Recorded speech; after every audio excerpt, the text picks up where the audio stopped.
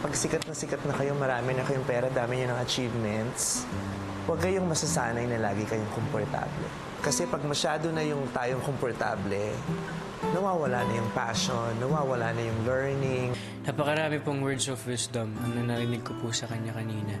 Para sa akin, yung buhay talagang continuous improving, continuous yung pag-aaral po talaga.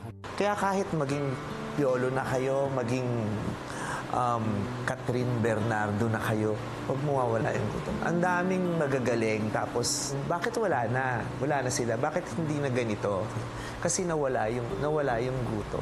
Sobrang talino niya ni Meme Vice. Alam mo talaga na yung tao nagsasalita na maraming napagdaanan na, and yung mga pinagdaanan niyang yun, talagang isinabuhay niya. And Kuya will be very proud na marinig niya, after nahirapan kayo dito, papasok pa rin kayo. Kasi ibig sabihin, mas maraming mga makabuluhang bagay na nangyari sa inyo kaysa dun sa mga paghihirap ng pisikal at ng iba pang mga bagay. Congratulations!